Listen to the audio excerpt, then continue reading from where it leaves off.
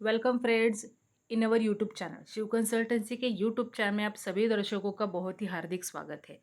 एक नया टॉपिक लेके आए हैं जो टॉपिक सारे सोसाइटीज़ को रिलेट करता है, क्योंकि सोसाइटी के मैनेजिंग कमेटी का पीरियड रहता है 5 साल का। और इन 5 सालों में कभी ना कभी ऐसा समय आता है कि कोई ना कोई मैनेजिंग कमेटी मेंबर उसके पोस्ट से रिज़ाइन कर देता है, या फिर कोई कैजुअल वैकेंसी वहाँ पे क्रिएट हो जाती है। तो उस खाली जगह को कैसे भरे, मतलब 5 साल तो चलाना है मैनेजिंग कमेटी को, तो उसको कैसे भरे, और फिर इसमें कौन कौन अप्लाई कर सकता है, क्या प्रोसेस रहेगी, उस सब की जानकारी आपको इस वीडियो में आज मिलने वाली है। तो इस वीडियो को अंत तक ज़रूर देखिएगा। अभी अगर कोई वैकेंसी ऐसी क्रिएट हुई, मतलब आपके मैनेजिंग कमेटी मेंबर में 8 लोग हैं या 10 है या 11 है, 13, 19 ऐसे लोग हैं, और अगर किसी ने रिज़ाइन कर दिया तो वो जो खाली जगह है वो आपको भरनी पड़ती है, उसको ऐसे ही नहीं रख सकते। नहीं तो फिर आपका जो कोरम है, कोरम मतलब जो आवश्यक संख्या होनी चाहिए हर मीटिंग के लिए, जो आपको एज पर बायलॉज दिखती है, अगर उतनी नहीं रहेगी तो जो भी डिसीजन मैनेजिंग कमेटी में लिए जाते हैं उसको इनवैलिड माना जाएगा, मतलब उसको अप्रूव नहीं किया जाएगा। तो उसके लिए आपको सफिशिएंट कोरम, मतलब उतनी लोग उस मैनेजिंग कमेटी में होना ज़रूरी है। तो अगर किसी ने रिज़ाइन कर दिया और उसका रेजिग्नेशन अगर मैनेजिंग कमेटी के बचे हुए बाकी मेंबर ने अप्रूव कर लिया, तो उसकी जगह आपको दूसरे को लेना पड़ेगा। उसको को ऑप्शन कहते हैं। अभी ये को ऑप्शन कब तक कर सकते हैं, मतलब आप एक मैक्स टू मैक्स 2 लोगों को वहाँ पे ले सकते हैं। अगर आपके यहाँ पे 2-3 जगह खाली हो चुकी है पूरे 2-3 सालों में, तो आप उसको 2 जगह भर सकते हैं, उसका रिप्लेसमेंट कर सकते हैं। लेकिन इसमें आपको फिर एजीएम में बताना पड़ता है। अभी ये वैकेंसी कैसी होती है कि अगर कोई मैनेजिंग कमेटी मेंबर रिज़ाइन कर देता है, या कोई मैनेजिंग कमेटी का डेथ हो जाता है, मैनेजिंग कमेटी मेंबर का हेल्थ इशू अगर कुछ है, बेड रिडन है, डॉक्टर ने कहा है कि वो अभी मूवमेंट नहीं कर सकते तो मीटिंग अटेंड नहीं कर पाएंगे, ऐसा अगर कुछ है, या फिर अगर वो डिफ़ॉल्टर हो जाता है, मतलब वो खुद ही पैसा नहीं भर रहा है, या फिर उसके ऊपर कुछ क्रिमिनल केसेस हो जाती है, ऐसा कुछ अगर हो जाता है, तो या फिर अगर वो बायलॉज के जो रूल्स है जो डिसाइड करके दिए हैं सोसाइटी ने, वो खुद ही फॉलो नहीं कर रहे, उस केस में भी हो सकता है कि कमेटी को ये डिसीजन लेना पड़े कि उसकी जो मेंबरशिप है उसको डिसॉल्व की जाए। उस केस में क्या होता है कि बायलॉज नंबर 128 और 129 में आपको मिलेगा ये प्रोविज़न, कि जिसमें ये जो ऐसी वैकेंसी, कैजुअल वैकेंसी, जो अनएक्सपेक्टेड वैकेंसी आई है मैनेजिंग कमेटी में, आप उस खाली जगह को भर सकते हैं। इसके लिए आपको कमेटी में पहले तो रिजोल्यूशन पास करना पड़ेगा कि इस खाली जगह को भरा जाएगा, और फिर बाद में आपको जनरल बॉडी मेंबर्स को भी ये बताना पड़ता है। अभी ये कैजुअल वैकेंसी जो निकलती है, मतलब ये जो अनएक्सपेक्टेड आपके यहाँ पे वैकेंसी आई है, इसके लिए आपको डिप्यूटी रजिस्ट्रार को भी इन्फॉर्म करना पड़ता है। और इन्फॉर्म करने के बाद आपको 1 महीने में ये वैकेंसी फुलफिल करनी, मतलब 1 महीने में आपको ये जगह भरनी पड़ेगी।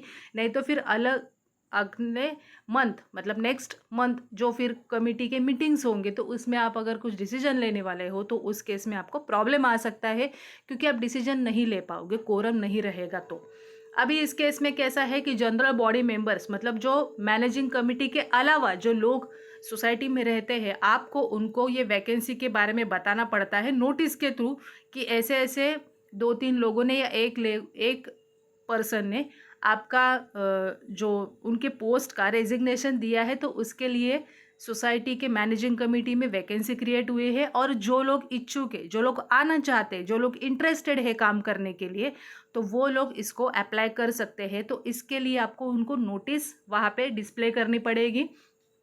अभी इसमें कैसा है कि आप कैसे उसको फुलफिल कर सकते हो, तो उसमें ना कुछ क्राइटेरिया है, उसको नॉमिनेशन कहा जाता है सोसाइटी के लैंग्वेज में। एक तो एक्टिव मेंबर, मतलब अगर उसने जो आपके पिछले एजीएम हुए हैं उसमें उसने अटेंडेंस उसका खुद का लगाया है, उसने वोटिंग भी किया है, तो उसको एज अ एक्टिव मेंबर माना जाएगा। तो वो ही इस पोस्ट के लिए अप्लाई कर सकता है। दूसरी बात है, वो सोसाइटी का मेंबर होना चाहिए। मेंबर मतलब वो घर उसके नाम पे होना चाहिए, तो ही वो अप्लाई कर सकता है, बाकी का कोई अप्लाई नहीं कर सकता है। और नेक्स्ट ये है कि अगर जो कैटेगरी में से वैकेंसी क्रिएट हुई है उसी कैटेगरी में आपको ये भरनी पड़ेगी।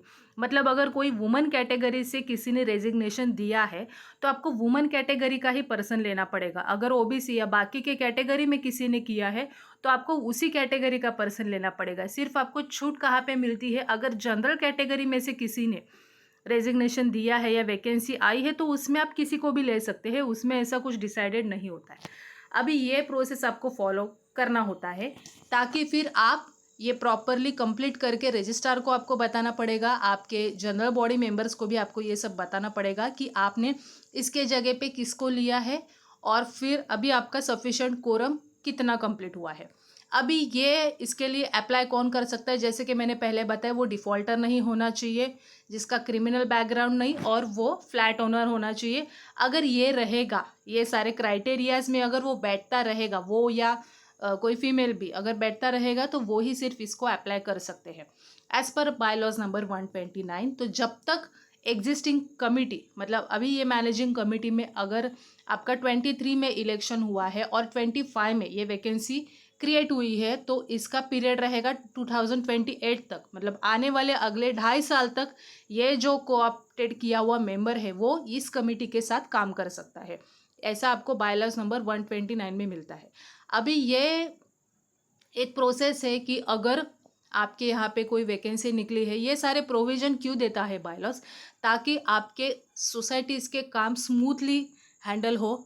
लेकिन आपको ये ऑप्शन करते समय ये भी देखना पड़ेगा कि अगर जिसने अप्लाई किया है वो अगर प्रोफेशनल रहेगा, मतलब किसी प्रोफेशनल सर्विस से रहेगा, अगर वो लॉयर है, अगर वो सीए है, अगर वो आर्किटेक्ट है या फिर और कोई प्रोफेशनल सर्विसेज अगर वो देता है तो उस केस में सोसाइटी को उसका फ़ायदा ही हो सकता है। तो आप ऐसे, मतलब बायलॉज में जो ये प्रोविजंस दिए हुए हैं जो आपको हेल्प करती है तो उसको आप यूज़ कर सकते हैं। इसके लिए हमने ये वीडियो आप तक पहुंचाया है। अगर इस वीडियो से रिलेटेड आपको कुछ भी क्वेश्चंस है तो आप हमें कमेंट बॉक्स में डाल के पूछ सकते हैं। एक छोटी सी रिक्वेस्ट है, अगर आपको कुछ भी क्वेश्चंस है तो प्लीज़ कमेंट बॉक्स में ही डालिए या फिर आप हमारे नंबर पे व्हाट्सएप कर सकते हैं। कई सारे लोग कॉल करते हैं लेकिन उतने कॉल अटेंड करना पॉसिबल नहीं होता है हमें, तो उसके लिए हम क्षमा चाहते हैं। एक छोटी सी और एक रिक्वेस्ट है, अगर पहली बार हमारा वीडियो देख रहे होंगे तो हमारे चैनल को सब्सक्राइब ज़रूर कीजिएगा और बेल आइकॉन को भी प्रेस कीजिएगा, क्योंकि नए बहुत सारे ऐसे ऐसे टॉपिक्स हम लेके आते हैं जिससे आपको काम करने में आसानी हो और आपका जो समय है अलग अलग टॉपिक्स के रिलेटेड इन्फॉर्मेशन ढूंढने की वो आपकी ज़ाया ना हो। तो thank you for watching this video.